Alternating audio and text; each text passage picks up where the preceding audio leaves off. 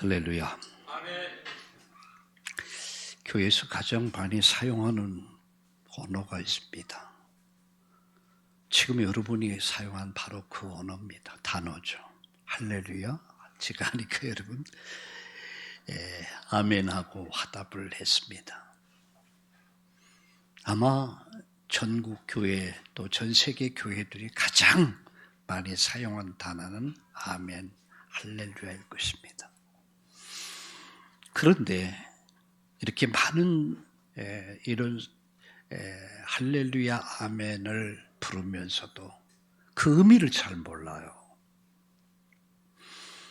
여러분, 할렐루야라는 말은 히브리어로 여호와를 찬양하라, 그겁니다. 여호와를 찬양하라. 그에게 영광과 존경을 올려드려라, 바로 그 말입니다. 여호와를 찬양하라. 아멘이란 말은 히브리어로 믿습니다. 내가 믿습니다. 그게 아멘입니다. 내가 동의합니다. 그 말씀에 동의합니다. 그대로 이루어지기를 원합니다. 그게 아멘입니다. 그래서 여러분, 신앙생활에 있어서 할렐루야를 잘해야 돼요. 아멘을 잘해야 돼요.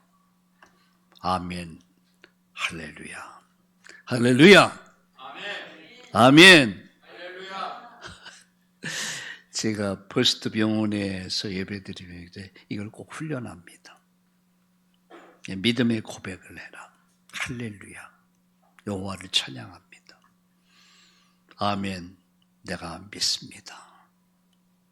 그 말씀을 믿습니다. 그대로 이루어질 것을 제가 믿나이다. 그게 아멘입니다. 여러분, 아침마다 제가 글을 써서 여러분들에게 메시지를 보냅니다. 근데 아멘 하는 분들은 있어요. 근데 그 아멘 하는 분들은 그 말씀대로 그대로 이루어질 줄로 믿습니다. 그랬더니 어떤 분이 오늘 당장 아멘 하고 들어왔더라고요. 날마다 아멘이 넘치길 바랍니다.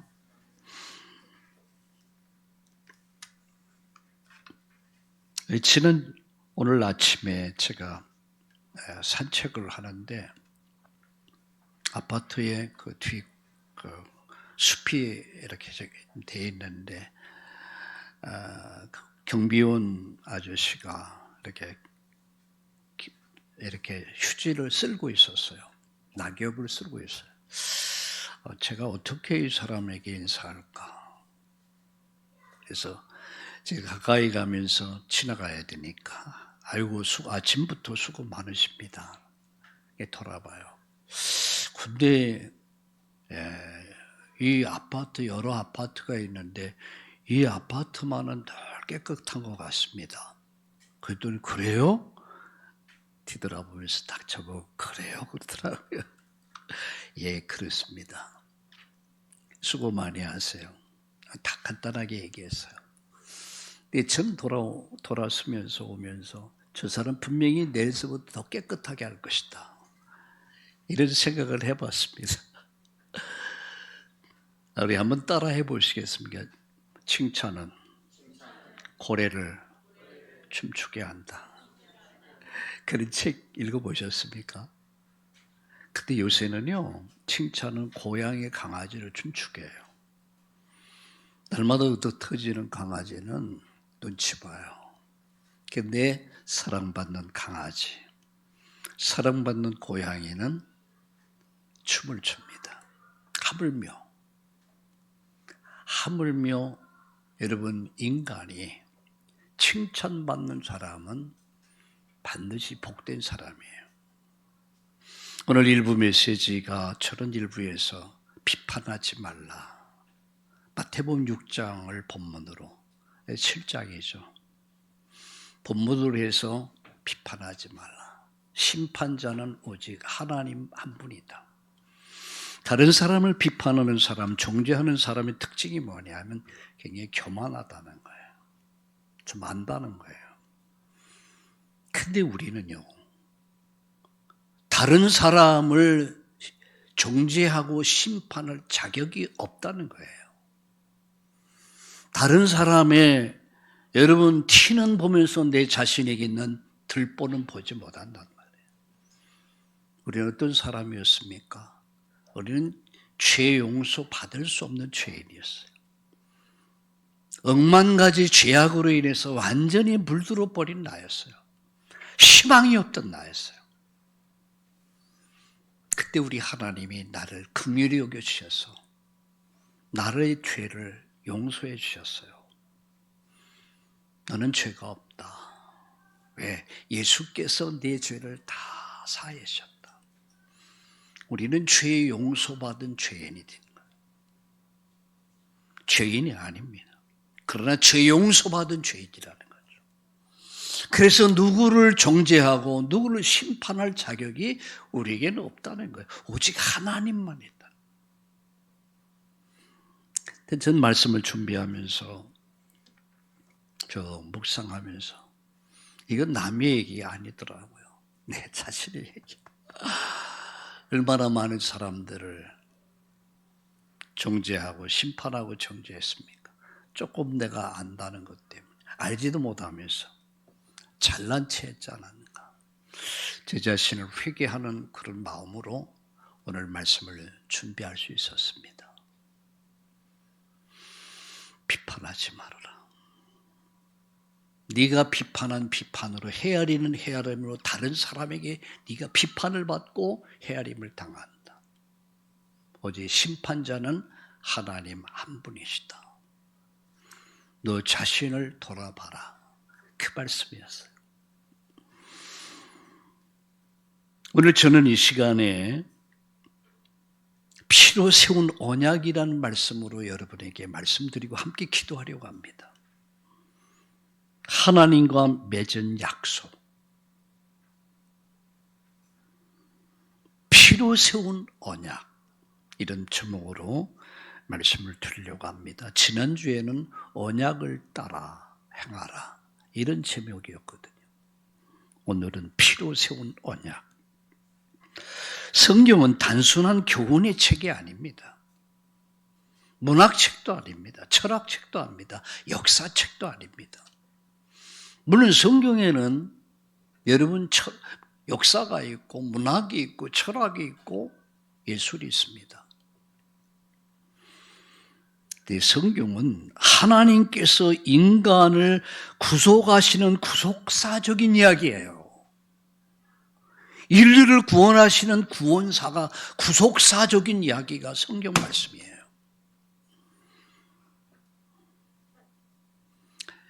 출애굽기 24장은 이스라엘 백성이 시내산에서 언약을 맺습니다.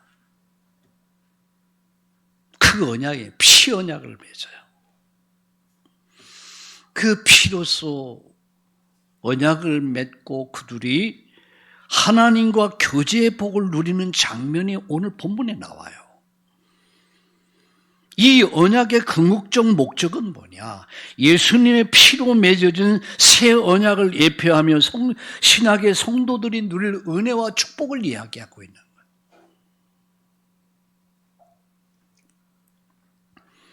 피로 세운 언약. 성경을 언약의 말씀이라고 합니다. 구약을 옛 언약이라고 합니다. 신약을 새 언약이라고 합니다.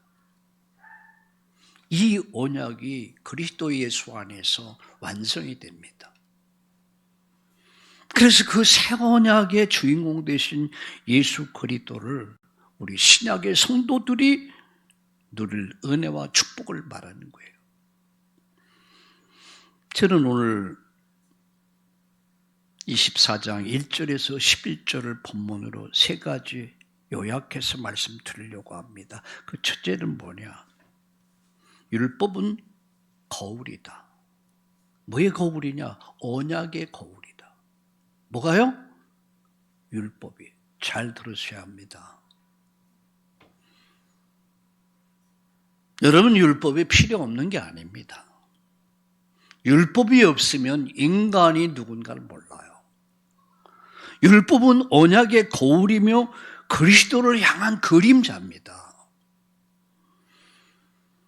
여러분, 1절과 2절을 같이 보겠습니다. 또 모세에게 이르시되 너는 아론과 나답과 아비후와 이스라엘 장로 70명과 함께 여호와께로 올라와 멀리서 경배, 가까이 가면 안 돼요. 멀리서 경배하고 너 모세만 여호와께 가까이 나오고 그들은 가까이 나오지 말며 내 백성은 너와 함께 올라오지 말지니라. 이렇게 말씀합니다.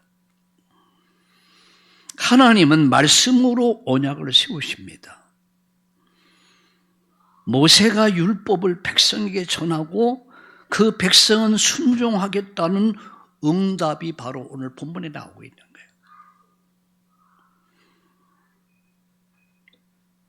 3절 보실까요?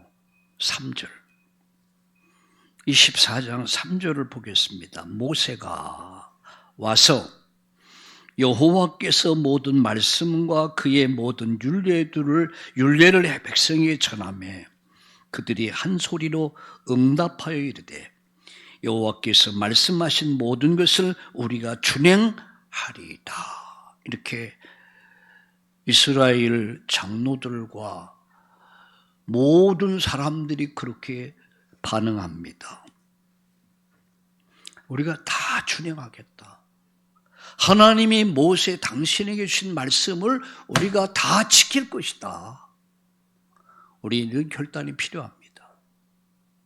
하나님을 정말 신뢰한다면, 하나님 말씀을 정말 신뢰한다면 우리가 다 준행할 것이다. 아멘 했단 말이에요. 우리는 예배드리면서, 우리는 찬양하면서 할렐루야를 찬양합니다. 여호와를 찬양하라. 하나님께 영광과 존귀를 돌릴지어다. 그게 여러분 할렐루야입니다. 아멘이라는 말은 뭐라고요? 내가 믿습니다. 내가 믿습니다. 내가 당신을 믿습니다. 당신의 말씀을 믿습니다. 이 말씀대로 되어지기를 원합니다. 그게 아멘입니다. 우리 옆에 분들과 함께 이렇게 인사합시다. 할렐루야, 아멘. 네. 한 분이 아멘 하면 할렐루야. 또 할렐루야 하면 아멘. 이렇게 합시다. 아멘. 아멘. 또 잊어버렸죠. 그러나 인간은 율법을 온전히 지킬 수가 없습니다. 3절 보세요. 모세가 와서 여호와의 모든 말씀과 그의 모든 율례를 백성에게 전하매 그들이 한 목소리로 응답하여 이르되 여호와께서 말씀하신 모든 것을 우리가 준행하리이다. 우리가 그대로 실천하겠습니다. 그런데 출애굽기 32장에 보면 모세가 시내산에 하나님의 율법을 받으러 올라간 사이에 그들이 뭐 했습니까? 금송아지를 만들어 섬기기 시작해요. 안 내려오니까 금송아지 사건이 나오죠. 얼마나 쉽게 흔들립니까? 얼마나 쉽게 타락합니까? 얼마나 인간이 연약합니까? 그래서 바울 사도는 이렇게 말했습니다. 섰다 하는 자는 넘어질까? 조심해라. 그런 말들 많이 하죠. 옛날에는 안 그랬는데. 옛날에는 참 겸손했고. 옛날엔 정말 주님 바라봤고. 옛날엔 참으로 기도했는데.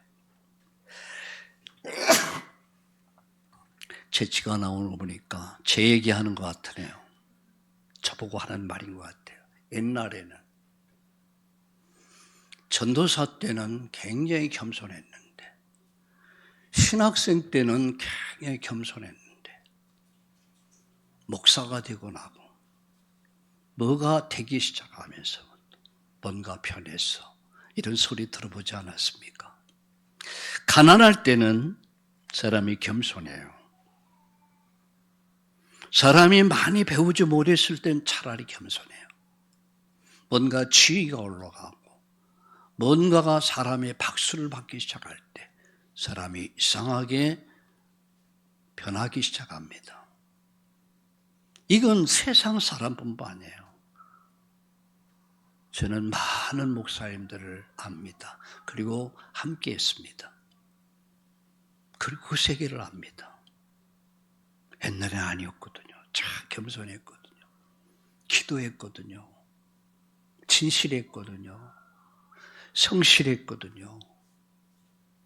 아골골짝 핀들에도 복음 가지고 가오리다. 진짜 그랬어요. 어느 날 교회의 사이즈가 커지고 사람이 많아지고 헌금이 많아지고 그러고서부터 시작해서 좋은 차, 좋은 집, 어느 세상 사람들이 누리는 그 영화를 추구하기 시작합니다. 그리고 뭔가가 사람이 변해요. 그런 순수함이 사라지더라고요. 저는 하나님 앞에 이런 기도했습니다. 내가 하나님 앞에 서는 날까지 결코 자만하거나 교만하거나 하나님 앞에서 서기로 합니다.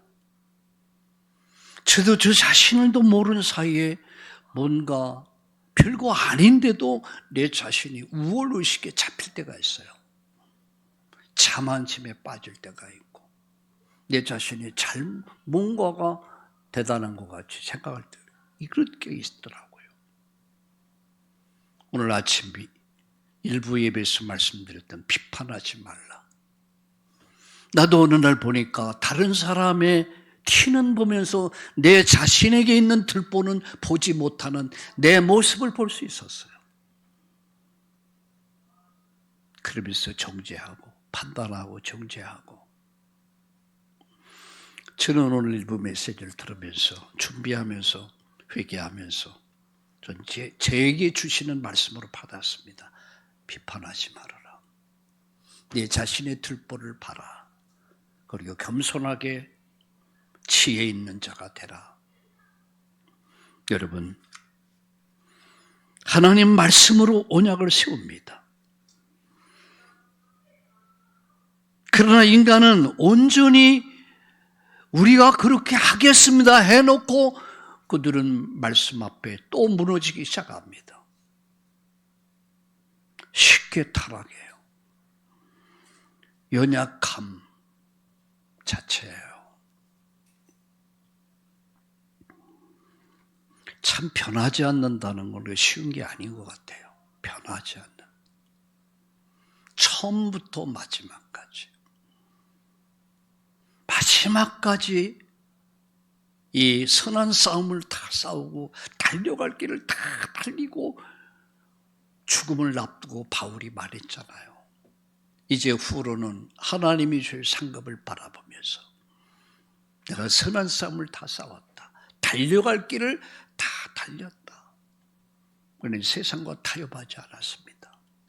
그는 변질되지 않았습니다. 마지막 순교자의 제물이 되기까지. 그러니 복음 때문에 살았습니다. 복음을 위해 살았습니다. 복음 때문에 행복했고요. 인간은 율법법에 섰을 때 우리 연약함을 알게 됩니다. 율법은 그리스도를 향한 초등교사입니다. 우리 갈라디아 3장 24절을 함께 읽어보겠습니다. 갈라디아 3장 24절.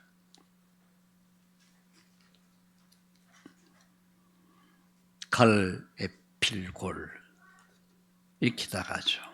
갈라디아서 고린도 후서 다음에 갈라디아서 3장 24절을 같이 보겠습니다. 306페이지가 되겠습니다. 같이 읽겠습니다. 이같이 율법이 우리를 그리스도께로 인도하는 초등교사가 되어 우리로 하여금 믿음으로 말미암아 어렵다함을 얻게 하려 함이라. 이 말이 율법의 사명입니다. 율법의 역할입니다.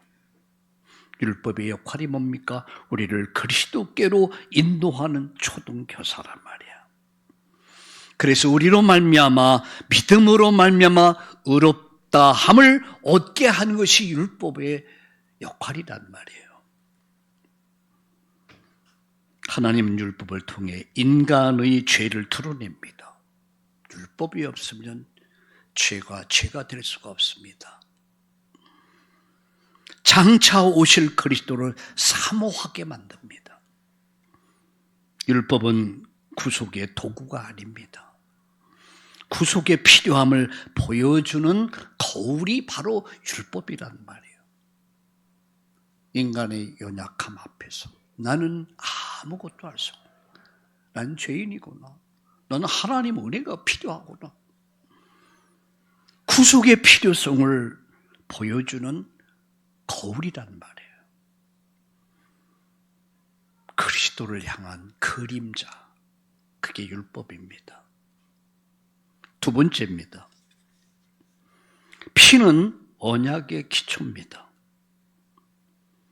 그리고 그리스도의 희생을 예표합니다. 십자가의 죽음을 예표한 거예요. 여러분 4절 같이 읽어볼까요? 4절 보겠습니다. 모세가 여호와의 모든 말씀을 기록하고 이른 아침에 일어나 산 아래 제단을 쌓고 이스라엘 12지파대로 12기둥을 세우고 이스라엘 자손의 청년들을 보내어 여호와께 서로 번제와 화목제를 드리게 하고 모세가 피를 가지고 반은 여러 양푼에 담고 반은 제단에 뿌리고 언약서를 가져다 백성들에게 낭독하여 듣게 하니 그들이 이르되 여호와의 모든 말씀을 우리가 준행하리다. 이렇게 말씀하죠. 언약은 반드시 피로 세워졌습니다. 이는 짐승의 피를 제단의 백성에게 뿌립니다. 짐승을 잡아서 반은 백성들에 뿌리고 반은 제단에 뿌립니다. 이는 희생의 피 흘림 없이는 언약이 설 수 없음을 말씀하고 있습니다. 죄의 대가가 필요하단 말이에요. 인간은 죄인이에요. 인간은 죄값으로 죽어야 됩니다. 그 죄의 대가가 필요해요. 그게 피입니다.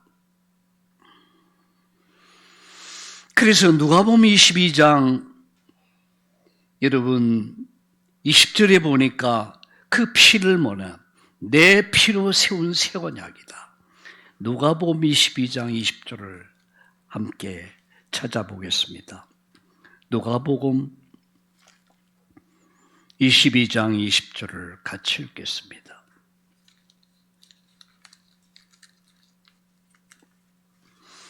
누가복음 22장 20절을 함께 같이 읽겠습니다.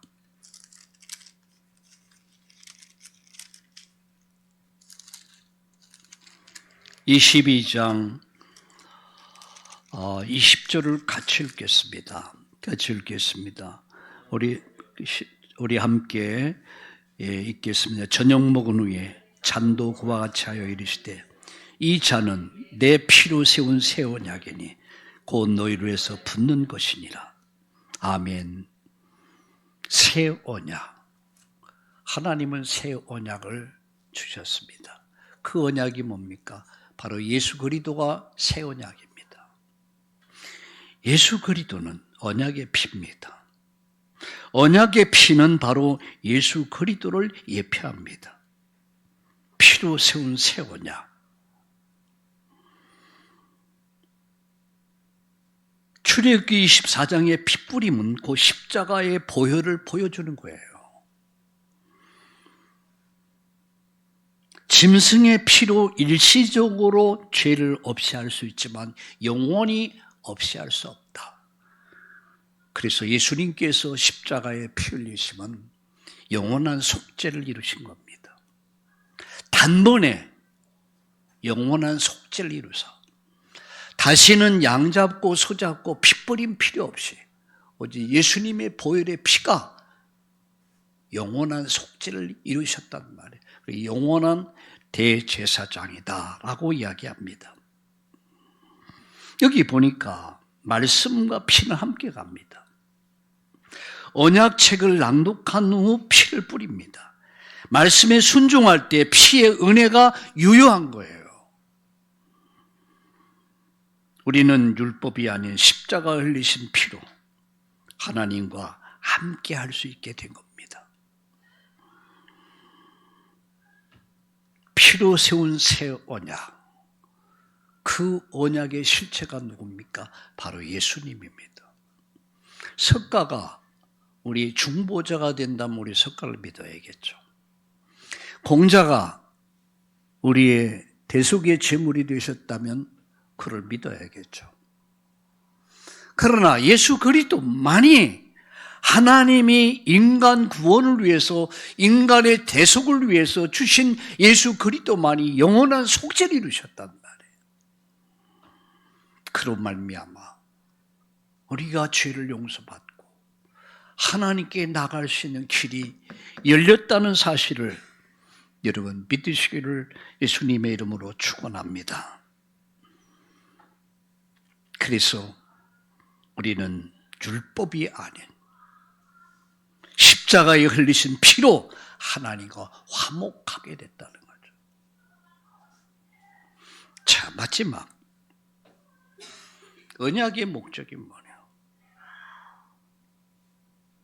언약의 목적은 하나님과 친밀한 교제에 있습니다. 교제에 있다는 거죠. 자, 9절을 보세요. 24장 9절에 8절에서부터 볼까요? 모세가 그 피를 가지고 백성이 뿌리며 이르되 이는 여호와께서 이 모든 말씀에 대하여 너희와 세우신 언약의 피니라. 언약의 피.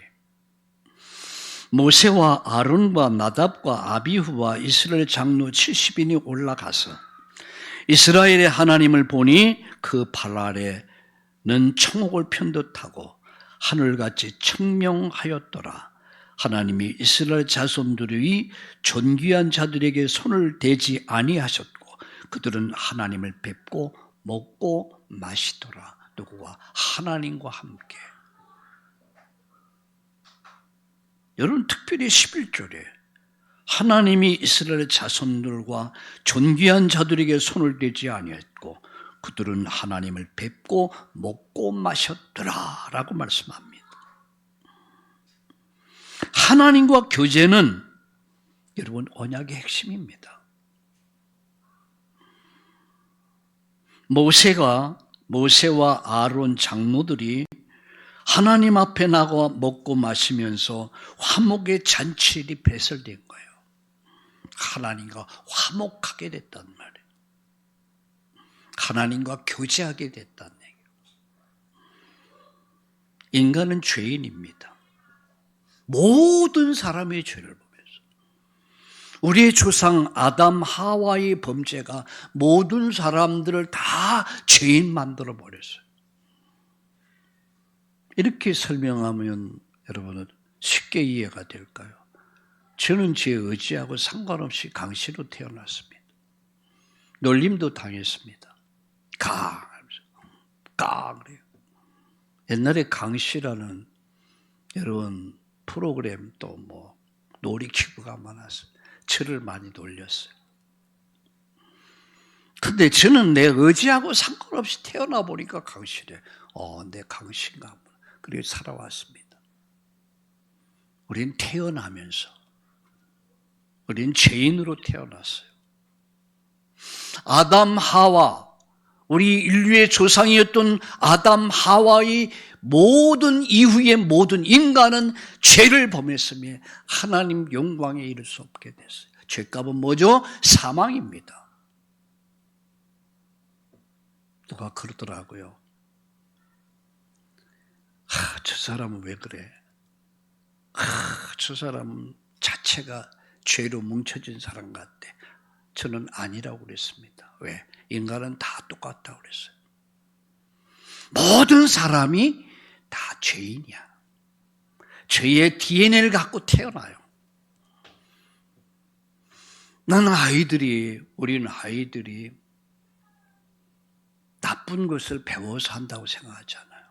태어나면서 이미 죄의 DNA를 갖고 있어요.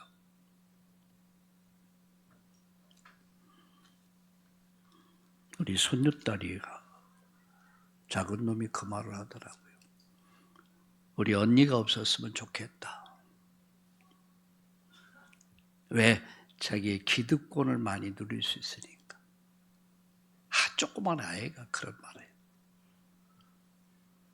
근데 이건 남의 얘기야. 우리 모두 그랬어요. 형 때문에. 저놈 때문에. 가인이 그랬던 거 아닙니까? 그 동생을 시기하고 질투해서 나중에 죽이잖아요. 이게 남의 얘기가 아니야. 우리들의 얘기야. 우린 죄인이야. 우린 태어나면서 죄성, 악성, 독성을 갖고 태어난 죄인이야. 그리고 세상을 삽니다. 먹고 마시고 삽니다. 여러분, 억만 가지 죄악으로 인간이 완전히 똘똘 뭉쳐져 있어요. 차이는 있을 뿐이야. 다 죄인이야. 그래서 일부 예배를 들으면서 그런 생각을 했어요. 다른 사람을 판단하지 말아라. 심판자는 하나님이시다. 나도 똑같다. 다만 다른 점이 있다면 용서받은 죄인이라는 거. 근데 똥 묻은 강아지가 겨 묻은 벌을 요구를 해요? 똑같은 얘기야. 우리는 많은 사람들을 이렇고 저렇고 말합니다. 함부로 말을 해서는 안 됩니다. 하나님이 분별력 주셔서, 하나님 판단력 주셔서 옳고 그름을 판단하는 건 잘못 아닙니다. 그러나 나는 거기서 무엇을 해야 할 것이다. 내가 배워야 될 게 있단 말이에요.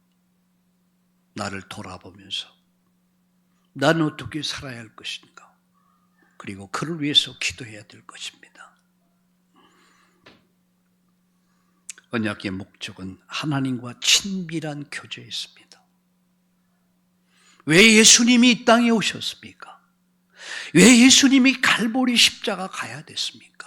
왜 살을 찢고 피를 쏟고 죽어야 됐습니까? 그것은 바로 하나님과 인간의 관계를 화목하게 위하며, 하나님과 인간의 관계가 원수되어 있단 말이에요. 뭐로 인해서? 죄로 인해서. 죄인은 하나님을 만날 수 없습니다. 죄인은 하나님께 나갈 수 없습니다. 죄인이 하나님 앞에 나갔다가는 현장에서 즉사해 버립니다. 아무나 지성소에 들어갈 수 없습니다. 거기는 1년에 단 한 번 대제사장만이 지성소에 들어갈 수 있습니다. 죄인은 지성소에 들어갈 수 없다는 것, 죄인은 하나님을 만날 수 없다는 것, 죄인은 천국에 갈 수 없다는 것, 죄인은 영생에 이를 수 없다는 거예요. 죄값은 사망입니다. 그런 인간을, 하나님께서 인간을 구원하기 위해서 독생자를 주셨으니 이는 저를 믿는 자마다 멸망치 않고 영생을 얻게 하기 위해서 독생자를 주셨습니다. 그래 십자가 못 박아 죽였습니다. 피 흘렸습니다. 그 피는 새 언약의 피입니다. 새 언약의 피. 그래서 모세가 장로들이 하나님 앞에서 먹고 마셨다는 것은 보통 사건이 아니에요. 하나님이 그들을 손보지 않았다고 그랬습니다.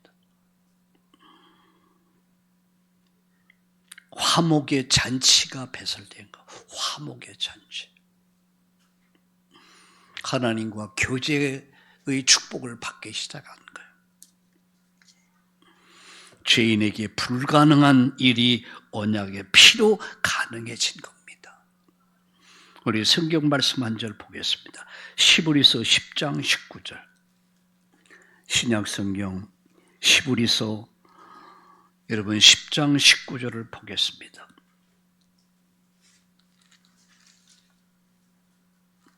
시브리서 10장 19절을 같이 보겠습니다.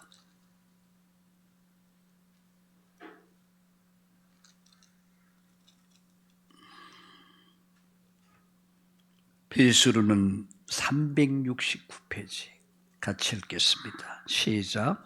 그러므로 형제들아 우리가 예수의 피를 힘입어 성소에 들어갈 담력을 얻었네. 그 길은 우리를 위해서 휘장 가운데 열어놓으신 새로운 살 길이요 휘장은 곧 그의 육체니라. 그가 피 흘리심으로 휘장이 갈라졌습니다. 엘리 엘리 라마 사박다니 십자가에서 마지막 외침과 동시에 운명하심과 동시에 휘장이 성전, 성소, 지성소를 막고 있던 휘장이 위로부터 쫙 갈라집니다. 그래서 성소와 지성소를 막고 있던 담이 허물어진 거예요.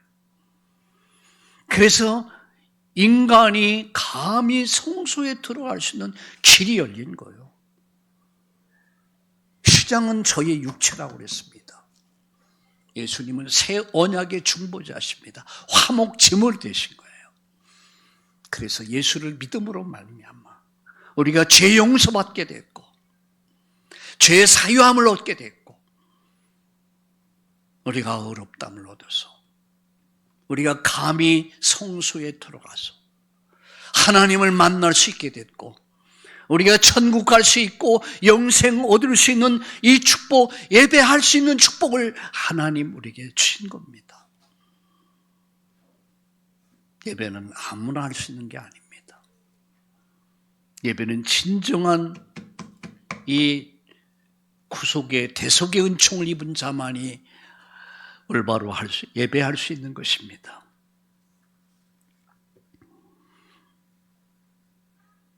죄인은 거룩하신 하나님을 보며 죽습니다. 죄로 인해서 보호받고 교제하게 하기 위해서 예수의 피, 그 피가 우리를 보호해 주는 거예요. 우리를 하나님 만나게 해주는 거예요. 천국 갈 수 있는 길을 열어준 거예요.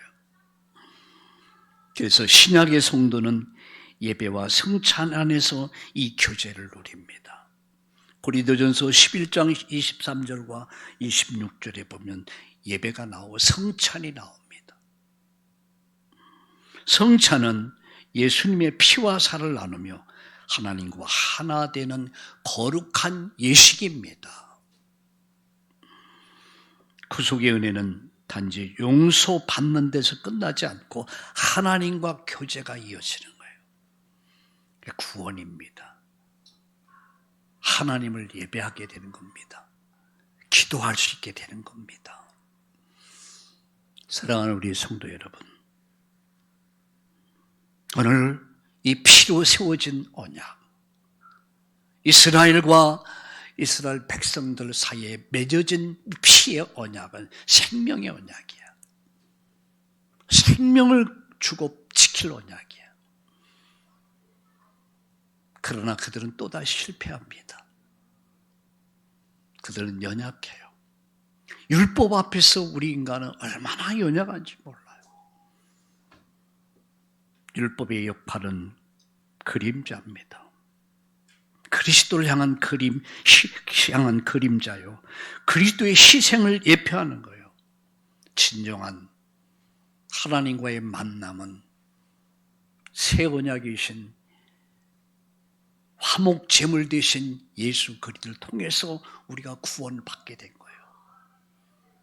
예수 그리스도의 보혈의 피로 씻음 받게 됐고 의롭다함을 얻고 우리가 하나님의 자녀가 됐고 그 이름으로 기도하게도 그 이름으로 찬양할 수 있고 그 이름으로 예배할 수 있음을 깨닫고 감사할 수 있기를 예수님의 이름으로 축원합니다. 결론을 맺습니다. 우린 구속의 은혜를 기억하셔야 돼요. 여러분, 예배는 값싼 것이 아닙니다. 우리에게 구원은 값싼 게 아니에요. 엄청난 희생이 주어졌어요. 하나님의 사랑이 있었어요. 희생이 있었어요. 그래서 새 언약 되신 예수 그리스도를 믿음으로 우리가 그 은혜를 기억하며 교제로 나가야 됩니다. 예배로 나가야 돼요. 출애굽기 24장은 구약의 언약 체결의 장면입니다. 그 중심은 그리스도의 십자가입니다. 언약의 중심이 뭐라고요? 십자가. 율법은 인간의 연약함을 드러냅니다. 율법 앞에 서면 내가 왜 그렇게 작아지는지. 그 노래 있잖아요. 그대 앞에 서면 왜 나는 작아지는지.